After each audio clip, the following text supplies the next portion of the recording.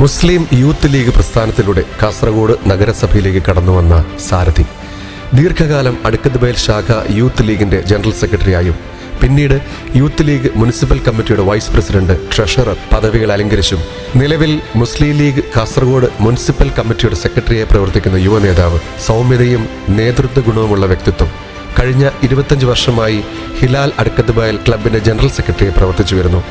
M Com ബിരുദം നേടിയ ഫിറോസ് അടക്കത്തുബയൽ ഹൈവേയുടെ ഇരുവശങ്ങളിൽ പരന്നുകിടക്കുന്ന നാടിന്റെ ഓരോ മുക്കുമൂലയും അറിയുന്ന നായകനെയാണ് മുസ്ലിം ലീഗ് പാർട്ടി തിരഞ്ഞെടുപ്പ് ഗോതയിലിറക്കുന്നത്.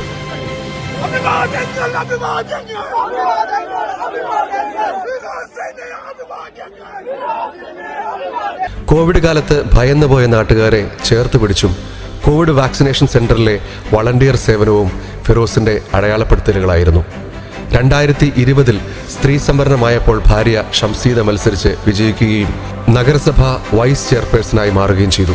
ഇത്തവണ പാർട്ടി അവസരം നൽകിയപ്പോൾ 376 വോട്ടിന്റെ മികച്ച ഭൂരിപക്ഷത്തിന് അടക്കത്തുബയലിന്റെ നായകനായി വിജയിച്ച ജനാബ് ഫിറോസ് അടക്കത്തുബയലിനെ 16ാം വാർഡ് മുസ്ലിം ലീഗ് കമ്മിറ്റി ഒരുക്കുന്ന 16 പൊലിമ സ്വീകരണ പരിപാടിയുടെ അനുമോദനം ഏറ്റുവാങ്ങാൻ പ്രൗഢമായ വേദിയിലേക്ക് സ്നേഹാദരങ്ങളോടെ ക്ഷണിക്കുന്നു.